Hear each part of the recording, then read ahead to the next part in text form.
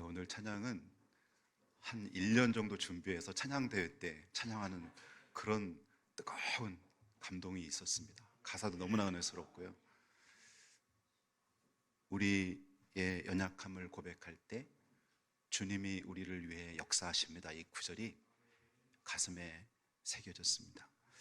오늘 글로리아 찬양 이 양혜행 집사님이 인도하시면서 똑바로 보고 싶어요. 저는 이제 그 찬양을 처음부터 부르는 것만 익숙했는데 후렴 부분을 딱 하는데 후렴 부분만 딱 하는데 너무 은혜스러운 거예요.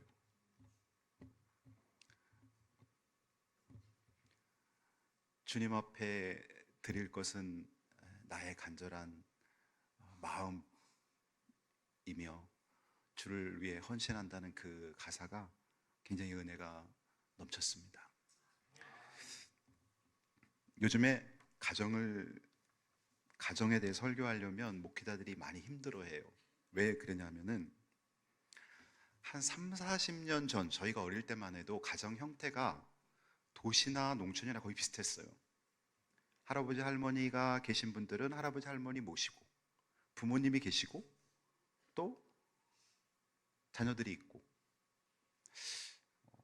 핵가족, 완전히 핵가족은 아니지만 그 조부모를 모시고 함께 사는 고모가 있는 집, 삼촌이 있는 집도 있지만 그런 대부분 도시나 농촌이나 그런 형태의 가정들이 대부분이었거든요. 근데 지금은 가정 형태가요, 제가 지금 제시하는 가정만 해도 9가지 형태가 있어요. 이혼 가정이 있고요. 교회 안에도 이혼 가정이 많이 있잖아요. 이혼 가정이 있고 한부모 가정이 있어요. 또 재혼해서 가정을 이룬 재혼 가정이 있어요. 그리고 비혼 가정이 있습니다. 또 자녀를 갖고 싶은데 자녀가 생기지 않는 불임 가정이 있고요. 싱글 가정이 있습니다. 싱글 가정. 다문화 가정이 있습니다. 다문화 가정 굉장히 많습니다. 특별히 농촌에 가면요, 어린이집 아이들, 다문화 가정 아이들이 굉장히 많이 어린이집에 다니고 있어요. 그 다음에 남편은 한국에서 돈 벌고 이제 부인이 자녀들 데리고 미국, 카나다, 유럽에서 이렇게 공부하는 기러기 가정이 있습니다. 그 다음에 또 드물긴 하지만 동성애 가정이 있습니다. 심지어 교회 안에도 동성애 가정이 있습니다. 그걸 또 인정하는 목회자들도 있습니다. 이런 다양한 형태의 가정들의 모습을 두고 목회자가 어떻게 하나님의 말씀을 온전히 전하면서 저들을 품고 사랑으로 회복시킬 수 있는 설교를 선포할 수 있을까? 굉장히 힘든 거예요. 그러나 하나님이 말씀한 가정에 대한 소중함을 전하면서 이런 다양한 형태의 그 가정을 이룬 한 분 한 분이 그리스도를 바라보면서 회복하고 천국 같은 가정을 이룰 수 있도록 오늘 이번 주와 다음 주 가정에 대한 설교를 여러분에게 말씀을 전하려고 합니다. 오늘 제목은 미리 누리는 천국. 오래 사는 것보다 더 중요한 것은 얼마나 가치 있고 행복한 삶을 사느냐 하는 것입니다. 여러분, 불행하게 오래 사는 것은 좋은 게 아니죠. 그러나 아주 하나님 보시기에도 저 사람 가치 있고 상급이 있고 또 이 땅 사는 동안 행복을 누리며 사는 것은 굉장히 큰 복인 것입니다. 지옥 같은 가정과 천국 같은 가정을 비교해 보도록 하겠습니다. 지옥 같은 가정은요, 먼저 가족 간에 불신과 미움이 있습니다. 서로 믿질 않아요. 무시합니다. 그리고 마음 깊은 곳에서 미움이 있는 거예요. 부부 간에 또는 부자 간에. 그 미움이 미움을 덮을 수 있는 사랑의 덮개가 없어요. 사랑의 힘이 없어요. 그래서 미움이 딱 마치 용암이 터질 때 밑에 고여있는 것처럼 뭔가 딱 계기만 되면 뻥뻥 터져버리는 거죠. 사랑의 덮개는 없고 비판의 송곳만 있습니다. 그래서 틈만 나면 콱콱 찌르는 거죠. 지옥 같은 가정이죠. 부모가 자녀들을 존재하는 그 자체로 사랑하지 못하고 자꾸 아픈 곳을 콕콕 찔릅니다. 이런 자녀들은 빨리 가정을 떠나고 싶어 합니다. 그리고 이런 가정에서 자란 자녀들은 나는 나중에 결혼하면 우리 아버지처럼 우리 어머니처럼 안 살 거야. 근데 30년 동안 밴 자기 몸의 가정에 대한 이미지와 가정에 대한 어떤 그 습관과 말하는 습관과 생각하는 습관과 사람 대하는 그 모든 것들이 얽혀있기 때문에 나중에 이런 사람들이 60, 70 되면 40, 50, 60이 되면 자기도 모르게 똑같이 그 역기능적 가정 속에 자기가 있다는 걸 발견하게 됩니다. 사랑의 덮개는 없고 비판의 송곳에 찔리면서 살았기 때문에. 지옥 같은 가정의 또 한 모습은 싸움이 잦고 한 번 싸우면 죽기 살기로 싸우게 되죠. 싸움 속에서 이 가정이라는 게 싸움판인가 이런 생각이 들 때가 있는 거죠. 안 싸울 수는 없죠. 우리가 살면서 의견이 충돌되고 서로 다른 부분이 있는데, 근데 이것이 1년 내내 계속 지속된다면 거기서 어떻게 살겠습니까? 용서와 배려와 긍휼히 여김이 없습니다. 여러분, 긍휼히 여긴다는 게 뭐예요? 불쌍히 여기는 거죠. 사랑의 모습 중에 하나가 긍휼히 여기는 거예요. 내가 내 남편이 정말 멋있고 존경스럽고 그래서 평생 살아간다면 얼마나 좋겠어요. 그러나 그렇지 않을 수가 있다는 거죠. 근데 어느 날 살다 보니까 60이 되고 70이 되니까 함께 젊음을 불태우며 자녀를 양육하기 위해서 혼신을 쏟아부었던 그 남편이 긍휼히 여겨지는 거죠. 그 부인이 긍휼히 여겨지면서 품을 수 있는 마음이 있어야 되는데 그거조차 없는 거예요. 용서와 배려와 긍휼히 여김이 없습니다. 지옥 같은 가정의 모습 또 하나는 자기 희생이 없어요. 그래서 극도의 개인주의와 이기주의만 남아있는 가정, 그런 가정은 지옥을 사는 것입니다. 혹시나 여러분이 지금 살고 있는 가정 안에 이런 모습이 있다면 우리가 기도하며 하나님이 기뻐하시는 천국 같은 가정을 만들어야 되겠죠. 그러면 천국 같은 가정의 모습은 어떤 모습일까요? 천국 같은 가정은 아까와 반대입니다. 가족 간에 믿음과 존경이 있습니다. 자녀들은 아버지를 존경하고 자녀들은 어머니를 존경합니다. 돈이 많아서 존경하는 게 아닙니다. 많이 배웠기 때문에 존경하는 것이 아닙니다. 나의 아버지가 나를 사랑하기 때문에 존경하는 것입니다. 나의 어머니가 나를 위해 희생하기 때문에 존경하는 것입니다. 부부지간에도 남들과 비교해서 이 사람이 매력이 있기 때문에 존경하는 게 아닙니다. 가정을 위해 헌신하고 사랑하기 때문에 존경하는 것이죠. 가족 간에 믿음이 있고 존경이 있는 것입니다. 천국 같은 가정의 두 번째 모습은요, 상대방의 존재에 감사함이 있습니다. 남편이 건강하게 나와 함께 60대를 통과하고 70대를 통과하고 있는데 그거에 대해서 감사함이 있는 거예요. 아내가 나와 함께 여행도 같이 갈 수 있고 또 같이 건강하게 있어준 거에 대해서 감사함이 있는 거예요. 물론 먼저 하늘나라 보내신 분들도 계시죠. 생명은 내 마음대로 할 수 있는 게 아니니까. 자녀들을 향해서 이 자녀들이 좋은 대학 가면 좋지요. 자녀들이 연봉이 높은 대기업에 들어가면 좋지요. 어디 연구소에 박사과정이나 또 대학 교수로 가면 좋지요. 그러나 그렇지 않다 할지라도 내 자녀로 존재하는 것 그 자체에 감사함이 있어야 됩니다. 부모님들이 나는 내 자녀가 너무 감사하다. 오늘 일부 예배 때 우리 박한나 집사님과 최인석 집사님 아기 최찬희 아기가 이제 함께 참석했는데요.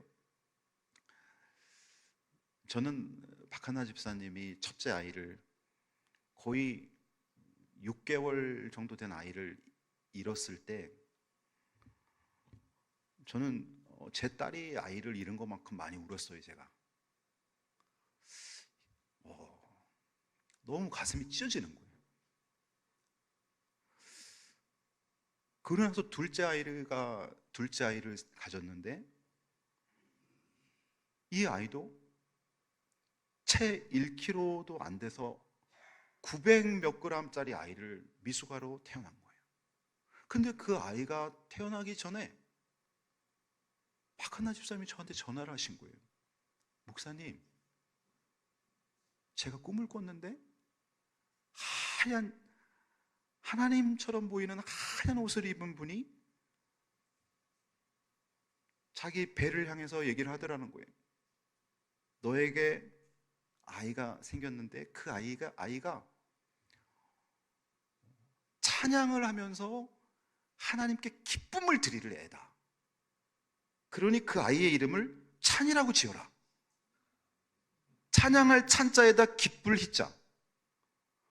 아니 그렇게까지 얘기를 해줬는데 1kg도 안 되는 미숙아가 태어났는데 가슴이 또 뭉클한 거예요. 야, 이 아이의 어떻게든 생명을 지켜야 되는데. 그리고 인큐베이터에 들어가서 몇 개월을 보내고 그 1kg도 안 되는 애가 7kg가 돼서 오늘 교회 예배에 온 거예요. 900 몇 g짜리 아이가 900 몇 g이면 여러분 요만합니다. 요만해. 900 몇 g짜리 아이가 7kg가 돼서 온 거예요. 오늘 사진 한번 혹시 이 아이입니다. 이 아이.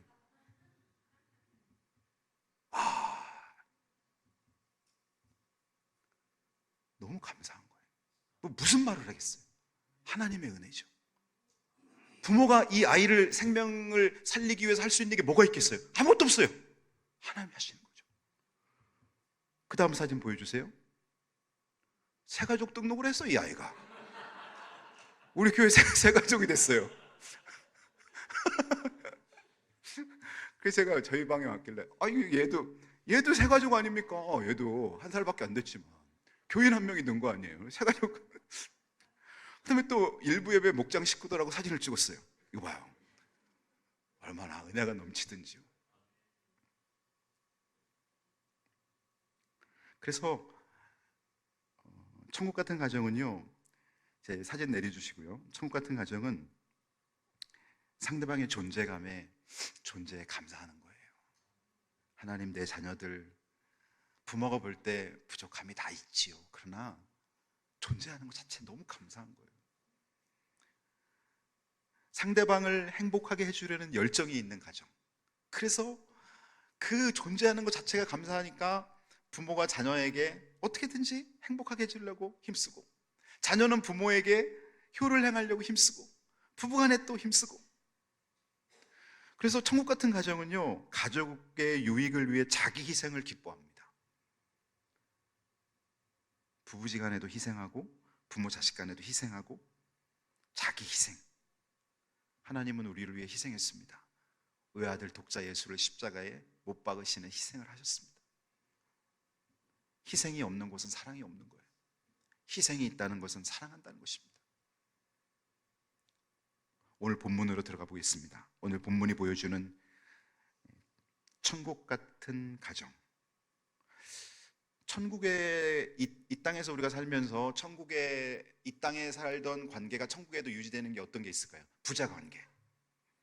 하나님이 왜 가정을 이룰 때 아버지 어머니를 주고 자식을 통해서 아버지라고 부르게 했을까? 그것은 하나님이 우리의 아버지시기 때문에. 천국 가면요, 우리가 회장님 또 뭐 부장님 이런 용어는 사용 안 해요. 근데 거기서 사용하는 용어가 있어요. 아버지. 하나님 아버지. 아버지.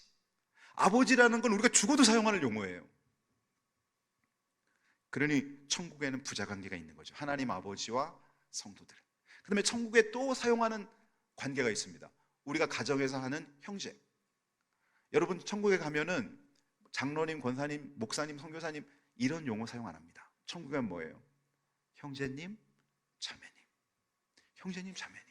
교회 안에서 우리가 사용하던 이 용어. 그리고 여러분이 오빠, 누나, 형, 동생, 가정에서 형제끼리 사용하던 호칭. 천국에서 우리가 형제 관계가 또 있다는 것이죠. 그러면 천국에서 우리가 해야 돼, 이 땅에서 가정에서 해야 되는 건 뭡니까? 존경과 사랑이죠. 1절과 4절을 보겠습니다. 1절. 여호와를 경외하며 그 얘기를 걷는 자마다 복이 있도다. 그러니까 여호와를 경외하는 자가 복이 있다는 것이죠. 이것이 부자 관계입니다. 자녀들은 부모님을 존경하는 거죠. 경외. 공경할 경자, 두려워할 외자. 하나님을 공경하기 때문에 하나님이 원치 않는 죄 앞에서 두려워하는 거죠. 하나님을 공경하기 때문에 말씀에 순종하는 거죠. 혹 말씀에 순종하지 못하면 그냥 무시하는 것이 아니라 두려워하는 거죠. 그것이 경외입니다. 여호와를 경외하는 자가 복이 있다. 가정에서도 자녀는 부모님을 공경하는 마음이 있어야 돼요. 그 공경하는 마음이 모든 인간관계에 반영됩니다. 그래서 10계명에 보면 1계명부터 4계명까지는 하나님과 인간 간의 관계, 대신 관계에 관한 명령, 5계명부터 마지막 10계명까지는 인간끼리의 관계, 대인 관계의 명령인데 그 대인 관계의 명령의 으뜸이 바로 내 부모를 공경하라입니다.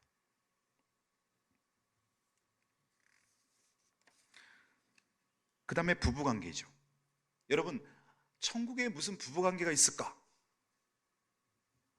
천국에는 개인끼리의 부부관계는 없어요.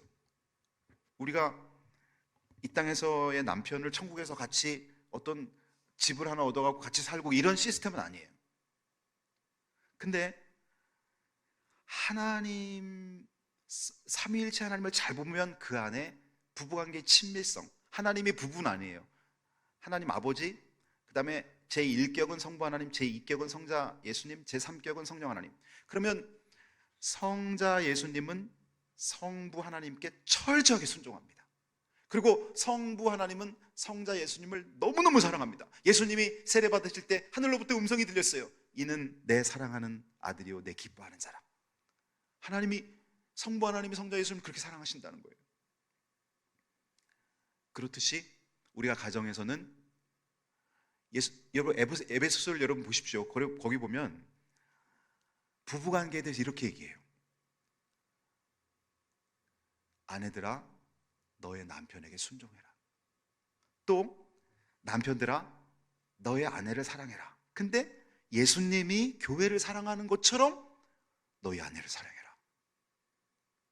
예수님이 교회를 사랑하는 것이 얼마나 강한 것입니까? 자기 목숨을 십자가에서 피 흘려 죽으시는 자기 희생을 치른 거죠. 그런 희생으로 너희 아내를 사랑해라. 그리고 아내들이여 남편에게 순종, 복종하는데 교회가 예수님의 말씀에 순종하듯이 그렇게 순종하라는 것입니다. 그렇다면 이건 뭘 말하는 거예요? 바로 예수님과 교회와의 관계가 우리가 가정에서 부부관계에 긴밀하게 적용되는 것이죠. 로마서 12장 9절부터 10절에 보면 형제관계에 대해서 나오고 있습니다. 그러면 형제끼리는 어떻게 해야 되는가? 여러분 가정의 형제들을 생각해 보시고 교회 안에서 교우들과의 관계에서 사랑에는 거짓이 없나니 악을 미워하고 선에 속하라. 형제를 사랑하여 서로 우애하고 존경하기를 서로 먼저 해라. 여러분 누나, 형, 동생, 오빠 이런 형제들이 있잖아요. 여러분 형제들을 사랑하고 우애 그리고 존경하라는 것입니다. 우리가 형제 어떻게 보면 형은 저렇게 돈이 많은데 나는 왜 이렇게 가난해? 저 동생은 박사과정까지 밟았는데 나는 고등학교밖에 안 나왔네. 그러면서 어쩌면 거리감을 두고 담을 쌓을 수도 있죠. 근데 그건 하나님의 뜻이 아니에요. 존경하라는 거예요. 형제를 존경하라. 형제를 사랑하라. 그렇게 할 때 너희가 천국에 와서도 모든 사람과 사랑의 관계를 누리며 하늘 아버지를 경외하며 천국 생활에 들어갈 수 있다는 것입니다. 이것이 바로 천국 같은 가정을 이루는 것이죠. 부모를 공경하고 형제들끼리는 서로 사랑하며 존경하는 것입니다. 천국 같은 가정의 특징은요, 하나님의 은혜가 흘러요. 근데 지옥 같은 가정은 사탄의 유혹이 흐릅니다. 자, 두 가지를 보십시오. 여러분의 가정에 내려주셔야 돼요. 여러분의 가정에 하나님의 은혜가 쫙 흐른다고 생각해 보세요. 은혜가 흐르는 거예요. 은혜는 값없이 주신 하나님의 선물, 내가 노력해서 받는 대가가 아니라 값없이 주신 하나님의 선물이 여러분의 가정에 1년 내내 365일 쫙 흐르는 거예요. 여러분의 자녀들의 건강, 여러분의 부모님의 건강, 여러분의 어떤 자녀들의 진로, 모든 부분에 하나님의 은혜가 쫙 흐르는 거예요. 그런 가정에서 사는 거 살만 나고 신바람 나겠죠? 반면에 마귀의 유혹이 강하게 흐르는 가정이 있습니다. 마귀의 유혹이 흐르면 어떻게 되는 거예요? 내가 어느 날 툭툭 걸려드는 거예요. 낚시꾼이 찌에다가 낚시바늘에 찌를 달아서 딱 던져서 기다렸다가 걸리면 탁탁 치듯이 계속해서 막 사단의 유혹에 퍽퍽 넘어지는 소리가 막 들리는 거예요. 어이쿠 계속해서. 근데 하나님의 은혜가 흐르는 그런 가정에는 기도 제목은 많이 나와요. 자녀들이 엄마 기도해줘, 아빠 기도해줘, 지금 위험해, 기도해줘, 나 중요한 일인데 기도해줘. 기도 제목은 계속 있는데 하나님의 은혜가 흐르니까 나중에 보니까 합력해 선을 이루고 합력해 선을 이루고 합력해 선을 이루고 합력해 선을 이루는 하나님의 열매만 보이는 거예요. 하나님의 은혜가 쫙 흐르니까. 근데 반대로 사탄의 유혹이 흐르는 건 멀쩡한 것 같은데 나중에 소리 들어보면 뭔가 무너지고 깨지고 하나님과 멀어지고 이런 소리만 들리는 거예요. 그러니 여러분, 천국 같은 가정은 하나님의 은혜의 강이 흐르는 거죠. 그래서 대화의 중심이 하나님에 대한 대화가 늘 있어야 돼요. 하나님 널 사랑하신다. 너 이번에 그 일하면 하나님이 기뻐하실 것이다. 너 이렇게 하면 하나님께 영광 돌릴 거야. 하나님은 너에게 이런 은사를 주셨어. 이런 얘기를 늘 대화의 주제에 항상 하나님이 중심이 되는 대화. 그 하나님의 은혜의 강이 쫙 흐르는 거예요. 그런 가정에는. 근데 하나님은 전혀 없고 인간적인 욕심과 또 사단의 유혹이 흐르게 되면 평안한 것 같은데 영적으로 완전히 박살이 나 있고, 편안한 것 같은데 굉장히 무너지는 소리, 영적 전투에서 깨진 소리만 들리는 것이죠. 쇼생크 탈출이라는 영화가 있는데요, 제가 제 인생의 5편의 영화를 고르라면 뭐 쉰들러 리스트라든가 뭐 타이타닉이라든가 그 중에 저는 이 쇼생크 탈출을 꼽고 싶어요. 이게 1995년 1월에 나온 영화인데요, 제가 지난주에 이 영화를 인터넷으로 한 번을 더 봤어요. 쇼생크 탈출. 거의 30년 된 영화입니다. 근데 여러분도 뭐 거의 보신 분들이 많을 텐데, 팀 로빈슨, 그 다음 사진 보여주세요. 팀 로빈슨이라는, 여러분 보시기에 왼쪽, 팀 로빈슨이라는 이 사람이 주연이고 모건 프리먼도 같이 주연으로 등장을 하는데요, 이 사람이 쇼생크라는 감옥에, 악명 높은 감옥에 투옥이 됐는데 누명을 쓰고 들어간 거예요. 자기 아내와 정부를 살인했다고 누명을 쓰고 들어간 거예요. 죽이지 않았는데. 그리고 이 사람은 은행원에서 아주 전략가, 머리가 비상한 사람이에요.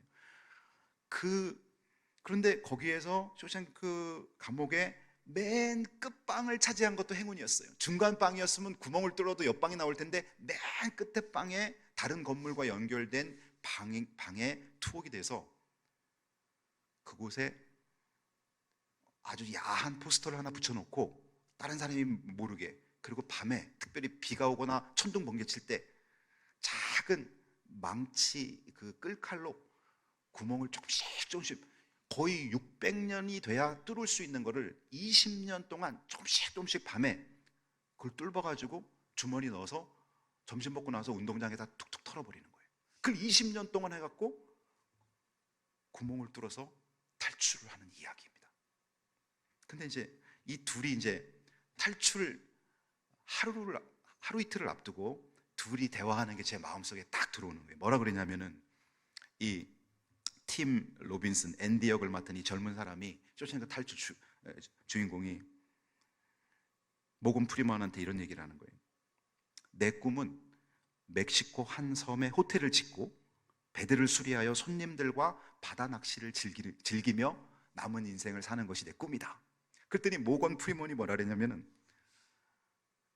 실현 가능한 꿈을 꿔라. 너 지금 감옥에 이렇게 있는데 무슨 멕시코 한 섬에 가서 호텔을 짓고 바다 낚시를 즐기냐. 실현 가능한 꿈을 꾸어라. 근데 이 지금 팀 로빈슨, 앤디는 20년 동안 다 구멍을 뚫어 놓은 거예요. 그리고 이제 나가기만 하면 되는 거예요. 그러면서 거기서 뭐라고 대화를 하냐면, 내 꿈은 거기 있고 나는 여기 있다. 내 꿈은 멕시코에 가 있고 나는 지금 쇼생크라는 감옥에 있다.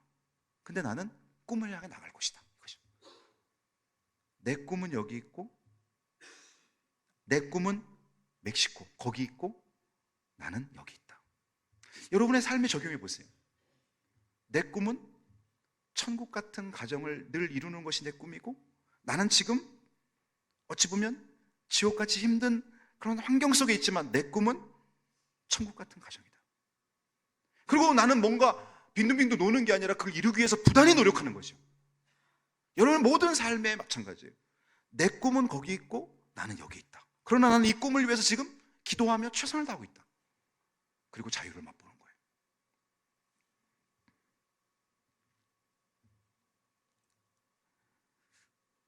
이제 마지막으로 여러분 가정을 축복합니다.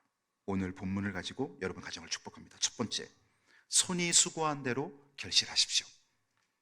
오늘 본문에 보면요, 여호와를 경외하며 그 길을 걷는 자마다 복이 있도다 이래놓고 2절에 내가 내 손이 수고한 대로 먹을 것이라 내가 복되고 형통. 여러분, 손이 수고한 대로 결실하는 거 굉장히 큰 복입니다. 우리는 어찌 보면 손이 수고한 것보다 10배, 100배를 얻기를 원하는 그런 마음도 있지만, 열심히 농사를 졌는데 태풍이 몰려와서 과수가 다 떨어지는 경우도 있어요.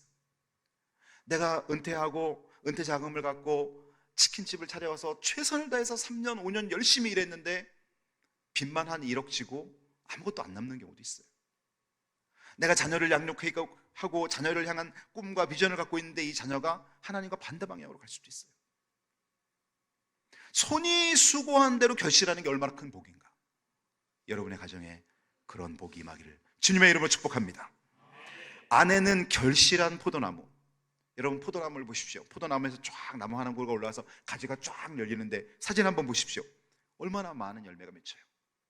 수십 송이의 포도 한 송이에도 거의 한 100개 이상의 알갱이가 있는데, 그런 포도 송이가 수십 송이가 포도나무 하나에서 맺힌다는 거죠.